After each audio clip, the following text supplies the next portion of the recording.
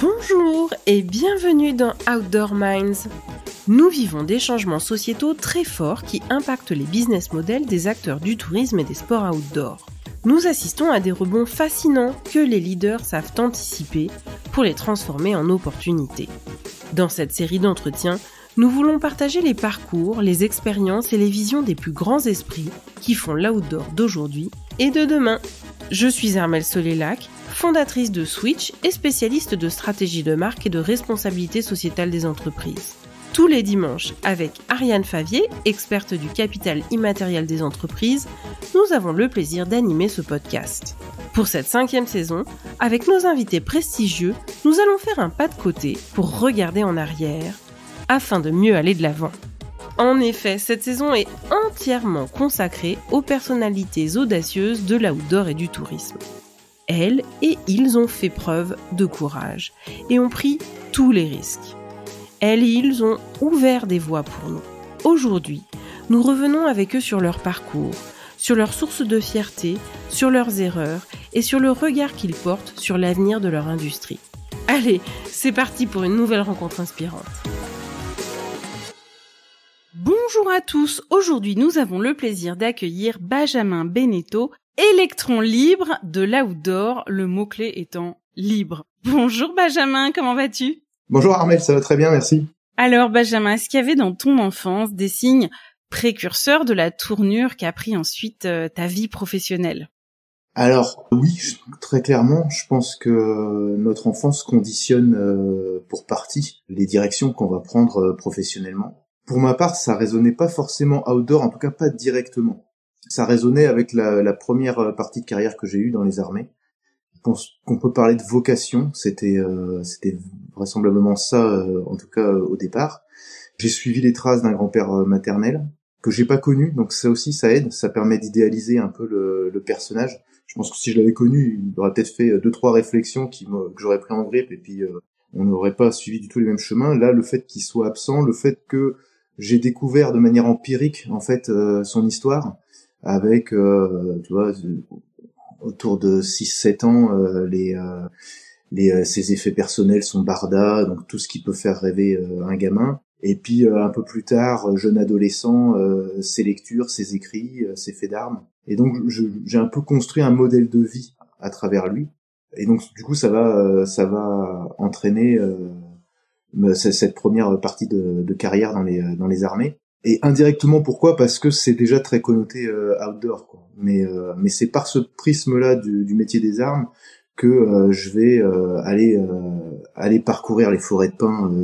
Moi, je suis natif au bord de l'océan Atlantique. Hein, je suis pas du tout un profil montagnard à la base. Et c'est dans ces forêts de pins que je vais éprouver mes jambes d'enfant. Je fais de la plongée sous-marine assez jeune. On skie quasiment tous les hivers, ça c'est la partie connexion avec l'alpin. Et tu vois, j'ai même souvenir assez jeune de faire le mur pour aller m'aventurer en campagne la nuit. J'ai un rapport assez intime avec la nuit, et je trouve d'ailleurs, tu vois, que c'est pas quelque chose qui est cultivé aujourd'hui dans l'outdoor. J'avais écrit il y a quelques années pour Code Zéro, mais ça n'a jamais été publié, un article là-dessus sur tout ce qu'on pourrait faire dans l'outdoor by night. Alors, juste pour nos auditeurs, est-ce que tu as la possibilité de nous dire dans quel corps d'armée tu as évolué et surtout, qu'est-ce que tu retiens de cette première partie de carrière professionnelle ? Alors, j'ai évolué dans une unité de renseignement, qui est le régiment de renseignement dans la profondeur des forces spéciales de l'armée de terre. J'ai eu la chance d'arriver là-bas jeune, donc j'arrive là-bas en tant que sous-officier, mais on va me proposer de recommencer tout à zéro pour devenir ce qu'on appelle un enfant du 13. C'est pas le 13e BCA bien connu des Alpins, c'est un autre. Et donc je vais embrasser cette opportunité et je vais recommencer, je vais mettre mon grade en stand-by pendant quelques mois pour suivre l'intégralité de la formation commando et devenir ce fils du 13. C'est à la fois une grande chance parce que je suis un gamin privilégié, j'ai eu des parents aisés, j'ai pas connu de restrictions, j'étais plutôt même un petit con. On me met en pension à 11 ans parce que j'étais indiscipliné au possible, mais sans raison en fait. Et par contre, ce régiment-là et cette formation en particulier va m'apprendre des choses sur moi-même que je connaissais pas. Et je parle souvent d'épuisement du corps et d'abrutissement de l'esprit pour arriver à son vrai soi. Et c'est au travers de cette formation et de sa rusticité et de sa dureté que je vais vraiment me découvrir. Donc je dois un grand merci à cet univers de m'avoir donné cette opportunité-là de me rencontrer avec moi-même en fait assez jeune. Quand tu as terminé cette partie-là de ta carrière, qu'est-ce que tu as fait ensuite ? Alors j'ai fait 12 ans dans cette enfin un peu moins de 12 ans d'armée et 11 ans dans cette unité. Et ensuite les études que j'avais pas fait jeune, je les ai faites à 30 ans. J'avais le choix entre Saint-Cyr et l'Institut national des hautes études de sécurité et de justice. J'ai provoqué cette dernière et du coup c'est à elle que j'ai donné la priorité quand ils m'ont accepté. Et après voilà, c'est des circonstances de vie. Je devais partir à Saint-Cyr, j'avais enquillé énormément de missions parce que ça te sédentarise d'être envoyé en école. Et puis il y a eu un bug dans les textes, donc il fallait que j'attende et j'ai pas voulu attendre et j'ai candidaté pour l'INESJ. Et quand l'INESJ m'a prise, j'ai sauté sur l'occasion. Donc j'ai suivi un master en intelligence économique à l'école de guerre chez les militaires et qui m'a servi en fait de transition vers du public vers le privé. Ok. Et après ?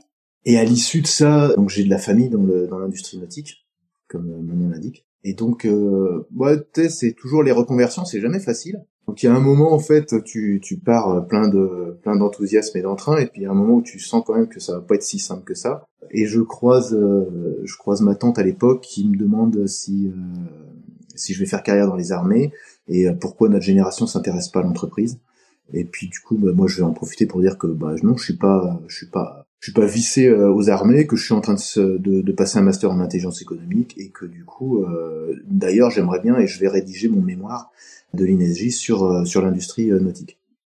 Et puis, de fil en aiguille, en fait, je vais rejoindre l'entreprise familiale avec cette première mission qui est la mise en place d'une politique de veille de marché et d'analyse concurrentielle, qui est un super point d'entrée, la data, pour pouvoir découvrir un univers, un segment, un secteur d'activité. C'est quand même un bon prisme.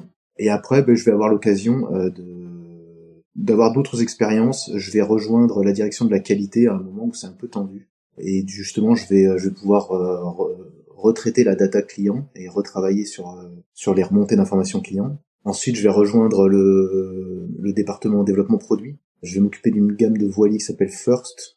Et notamment, je vais m'occuper du Figaro 3, du lancement du Figaro 3, le renouvellement du monotype qui court sur la solitaire du Figaro.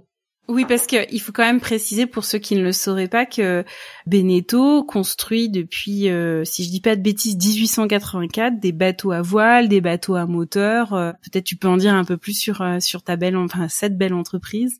C'est ça, c'est en 1884 que le premier chantier voit le jour à Saint-Gilles-Croix-de-Vie. C'est à la base un chantier de pêche en bois. Et puis au fil des années, les générations se succèdent. Et mon grand-père, qui fabrique encore des bateaux de pêche en bois, va sentir que le vent tourne, que la pêche c'est en train de s'arrêter, et va envoyer son fils s'initier au polyester. Et donc mon oncle va créer les premiers bateaux entre guillemets typés de pêche promenade. Et avec sa sœur, ils vont aller exposer, je crois en 1961, si ma mémoire est bonne, leur premier salon nautique à Paris à l'époque, et ils rencontrent les gens de la Hutte qui est devenu Intersport, et ils commencent à créer un réseau de distribution, un réseau commercial. Et puis c'est le début de cette grande aventure du nautisme. C'est l'explosion du nautisme. 10 ans plus tard, t'as ce qu'on appelle l'effet Tabarly, le jour où Tabarly gagne la transatlantique. Je crois que le marché fait un bond de plus de 25% la même année. Et en fait, tout le monde se rêve marin. C'est les belles années de la course croisière. Et puis t'as une image du nautisme qui est particulière en France, où il y a un rapport de force entre voile et moteur qui est longtemps à parité, et puis qui va avec le temps s'estomper. Dans les années 80, la photo du nautisme redevient, on va dire, conventionnelle à l'image de l'Europe, et on retrouve un rapport 80-20, qui est le rapport qu'on a aujourd'hui. Et Beneteau grandit dans ces années-là, va acquérir des chantiers concurrents comme Jeannot, et se hisser ainsi à sa position de leader du marché.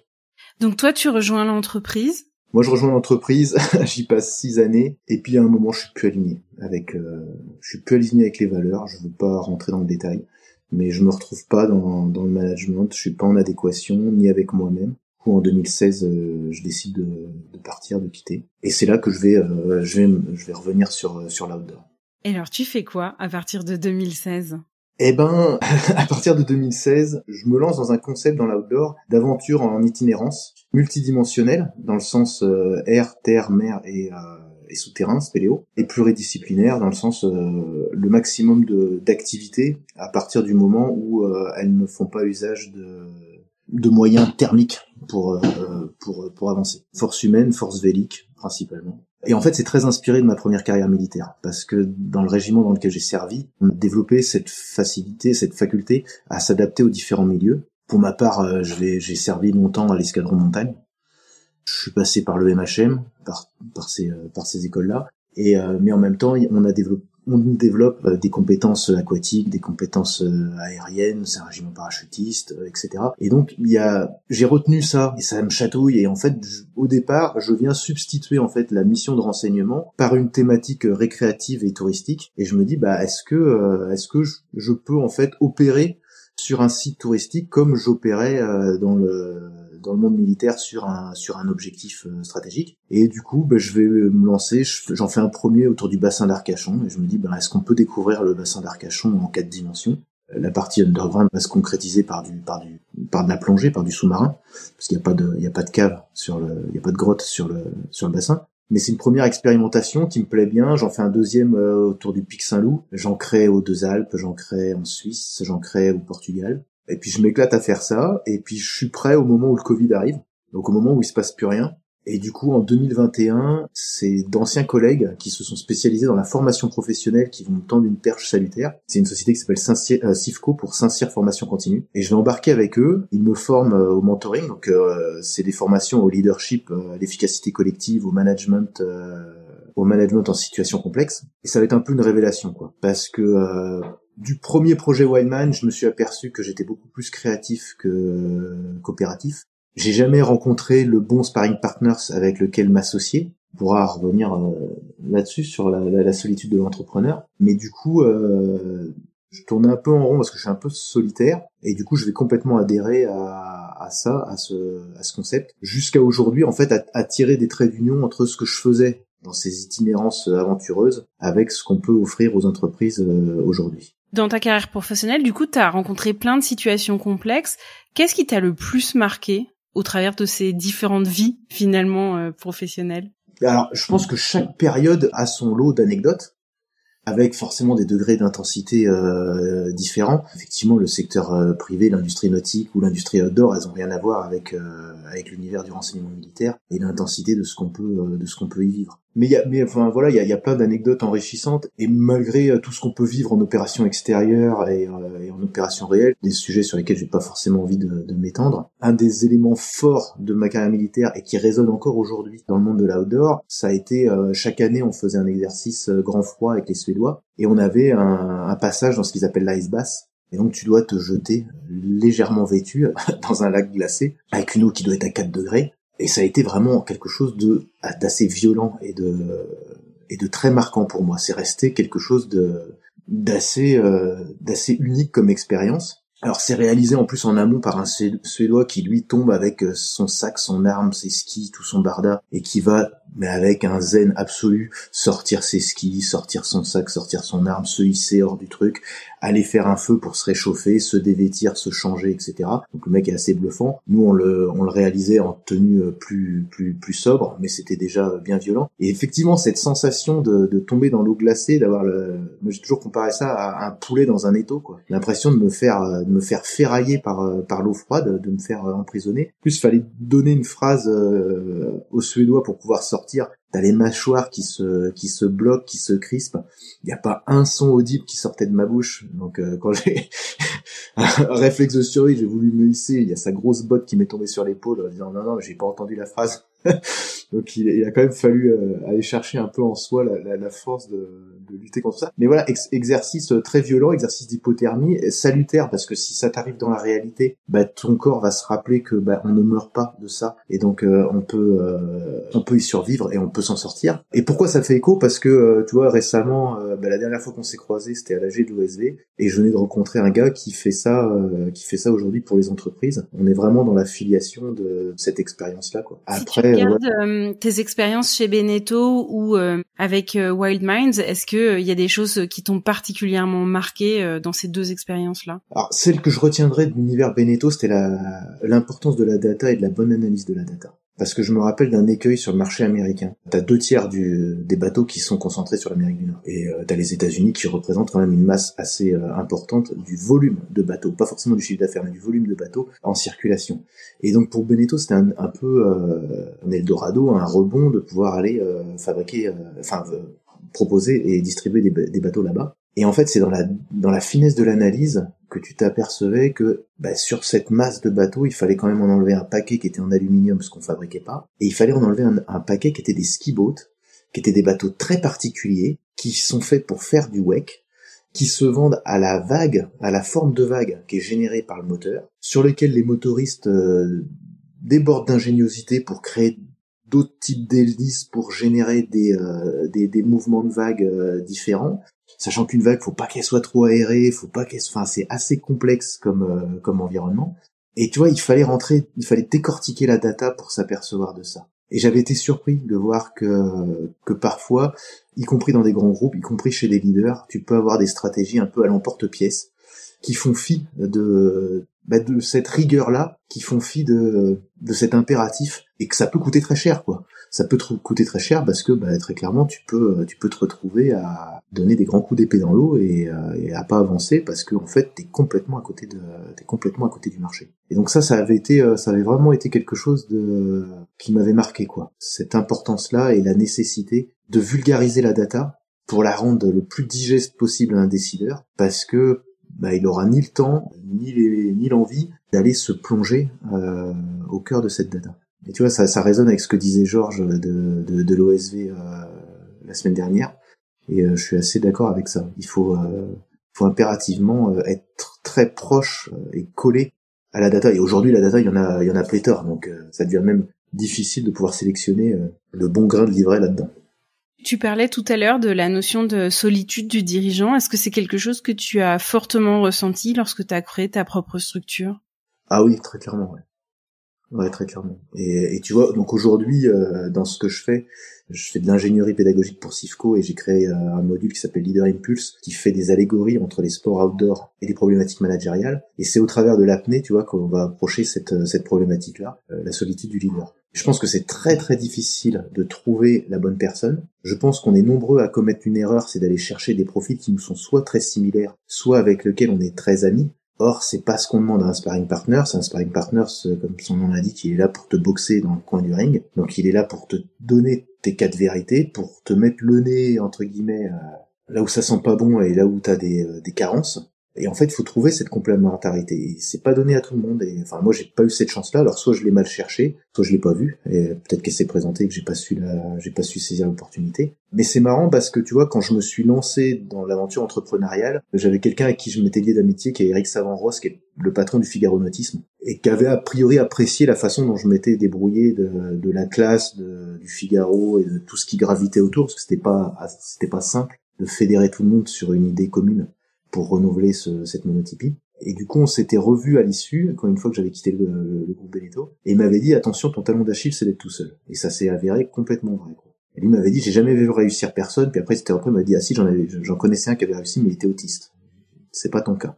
Et donc effectivement, c'est compliqué parce que et c'est, tu vois, dans ce qu'on apprend aujourd'hui avec Sifco, dans le rôle du leader, on insiste sur ce rôle d'orchestration du leader qui est pas dépositaire de la solution technique, qui est quelqu'un qui doit mettre en résonance les différentes intelligences et énergies qui sont à sa disposition pour faire émerger un maximum de solutions, et sa responsabilité in fine, ce qui lui incombe, c'est de choisir parmi ces différentes solutions. Mais c'est bien cette notion de 1 + 1 = 3. Plus je mets de gens en résonance, plus j'ai d'opportunités ou d'hypothèses de travail qui vont se dégager. Et dans l'entrepreneuriat, c'est la même chose, quoi. Il faut réussir à trouver quelqu'un avec qui tu peux mettre en résonance tes idées pour qu'elles se démultiplient. Et ça, c'est pas simple du tout. Et des fois, les gens avec lesquels tu veux travailler, ils sont soit pas dispo, soit il faut être capable de leur dégager une rémunération tout de suite, ce qui est pas forcément simple quand on se lance dans l'aventure entrepreneuriale. Soit t'en as qui veulent bosser avec toi, puis c'est toi qui les sens pas. Et c'est pas simple. Si tu regardes ce parcours jusqu'à aujourd'hui, quelle serait, d'après toi, ta plus grosse erreur, et surtout le plus important, qu'est-ce que t'en ressors? Je pense que la plus grosse erreur, c'est d'être resté seul. Et ce que j'en ressors, c'est que positivement, ça m'a permis de mieux me connaître moi-même. Donc je te dis de me découvrir beaucoup plus créatif et ingénieux que je pouvais l'imaginer, beaucoup moins opératif et rigoureux que je pouvais le présupposer, de me rendre compte que je pouvais procrastiner, que ça c'était un héritage aussi de mon passé militaire, où en fait je ne suis capable de me mettre en action que sous une certaine pression, et que tant qu'il n'y a pas de pression, on va pas s'exciter. Donc voilà, j'ai appris à me connaître moi-même. Après, très clairement, ça empêche d'avancer vite. Je sais plus quel est l'adage, tout seul on va vite et à plusieurs on va loin, mais ouais, clairement, ça m'empêche d'aller jusqu'où je voudrais aller. C'est un proverbe africain, en effet. Qu'est-ce qui te fait tenir quand c'est difficile? Qu'est-ce qui te motive? Ou plutôt, où est-ce que tu vas puiser cette motivation? Clairement, je pense que c'est dans le sport et dans la nature. Et donc en fait, je pratique pas d'activité sportive autre que de l'outdoor. J'ai vraiment besoin de cette aire de jeu et je pense qu'elle m'a été salutaire. Quand j'ai quitté le groupe, j'ai vécu un peu un moment à vide. Je me suis retrouvé, j'avais pas 40 ans, j'avais plus de boulot, j'avais plus de baraque, je venais de divorcer en même temps parce que généralement c'est l'un va de pair avec l'autre. J'avais claqué la porte de l'entreprise familiale. Les planètes étaient plutôt désalignées. Et en fait, c'est la marche, c'est le trail, c'est les sports outdoor qui vont me permettre de poser tout ça, de faire le bilan, de trier là-dedans qu'est-ce qui a été positif, parce qu'il y a forcément eu des choses positives, et puis de me relancer. Et aujourd'hui, je m'aperçois souvent que quand j'arrive pas à mettre mes idées en phase les unes avec les autres, il suffit que j'aille courir et globalement à partir du 6e, 7e kilomètre, tout commence à rentrer dans l'ordre. Tout commence à s'aligner, tout commence à prendre de la cohérence et je reviens systématiquement de mes runnings les idées beaucoup plus sereines. D'ailleurs, des fois on me croise, je suis en train de parler à ma montre, en fait elle fait juste dictaphone, juste pour pas oublier ce qui est en train de me traverser l'esprit. À contrario, est-ce que tu as des grandes fiertés, des grands accomplissements dont tu es particulièrement fier? Je pense que j'ai pas un profil, j'ai pas de grande fierté, j'ai pas de choses comme ça. La seule chose avec laquelle je suis fier, c'est d'être resté en phase avec mes valeurs, de jamais m'être trahi, de jamais m'être menti, et d'être resté libre de mes choix.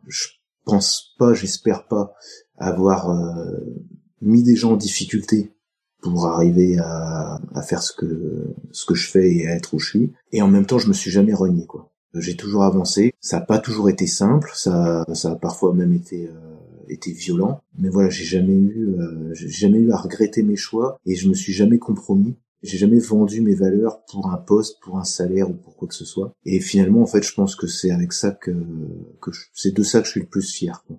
Très clairement, ça m'a amené aussi, cette carrière, cette succession m'ont amené aussi à travailler sur l'ego, me rendre compte de la place que ça pouvait occuper dans une vie. Et finalement, tu vois, je suis très content du déroulement des choses et je regrette rien.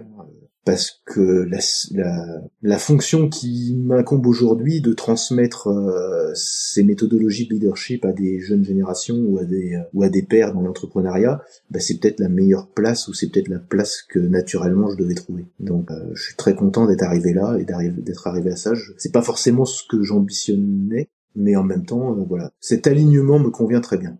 Yes. Quel est le meilleur conseil qu'on t'ait donné?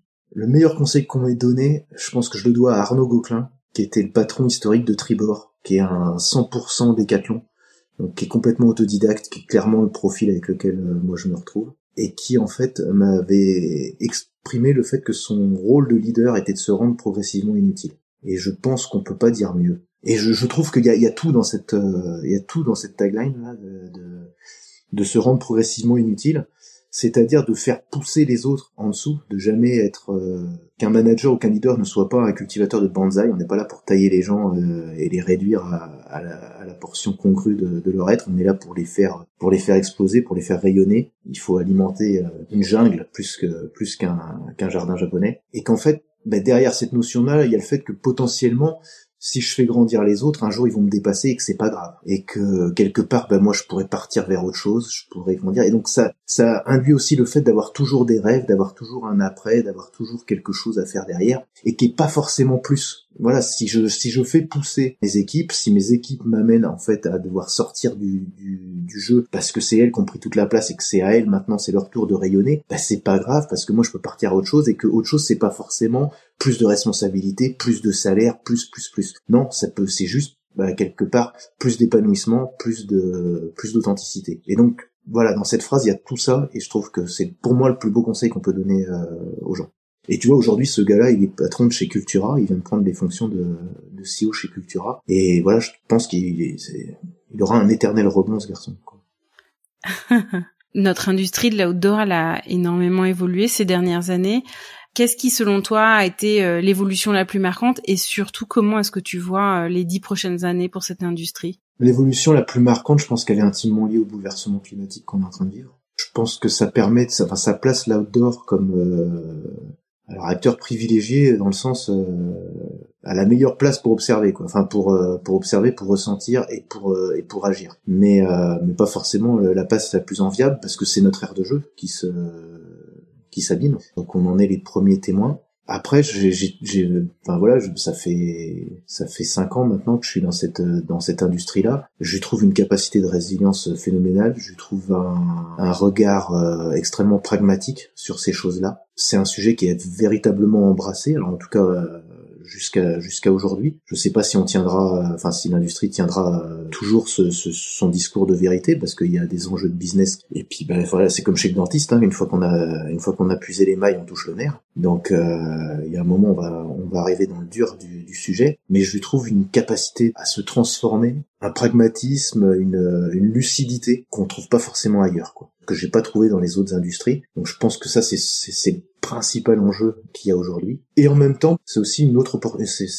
aussi une forme d'opportunité, parce que ça veut dire que les disciplines vont changer, et on le voit tous les jours, quoi. L'outdoor, il y a une émulation dans ce secteur d'activité. Il y a une capacité à créer des nouveaux supports, des nouvelles tendances, des nouvelles modes, qui est assez géniale. Et donc je pense, tu vois, on parlait en début de discussion de la nuit. Moi, je suis sûr qu'il y a quelque chose à faire avec la nuit. Alors, il y a le législateur qui va nous mettre des bâtons dans les roues, mais il faut savoir contourner ça, il faut savoir s'en affranchir. Tu vois, c'est peut-être le deuxième danger que je perçois. C'est la prolifération normative et le législateur. Je suis sidéré là des dernières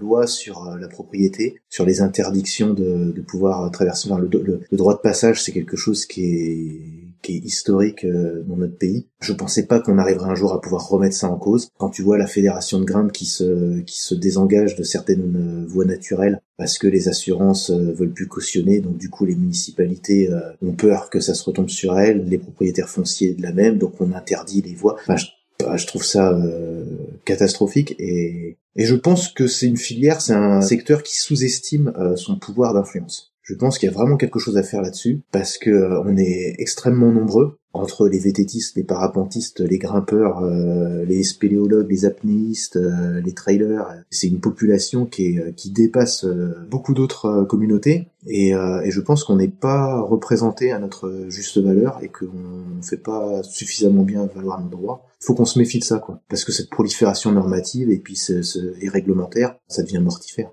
En promouvant l'outdoor by night, c'est une façon aussi de mettre des doigts en l'air en disant alors ça se commercialisera pas, c'est pas forcément un enjeu de business, mais c'est une façon de dire si la porte est fermée, je passe par la fenêtre, quoi. Merci beaucoup Benjamin Beneteau, électron libre de l'outdoor, d'avoir été notre invité dans cet épisode.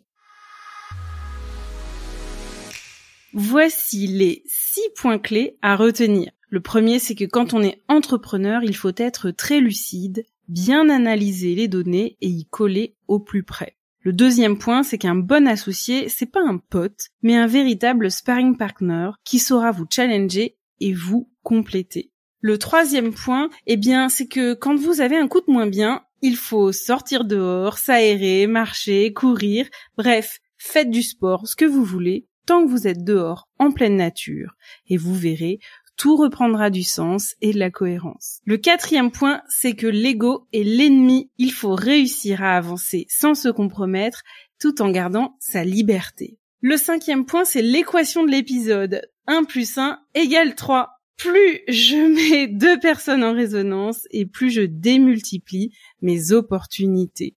Et enfin, la punchline de l'épisode, un bon leader sait progressivement se rendre inutile.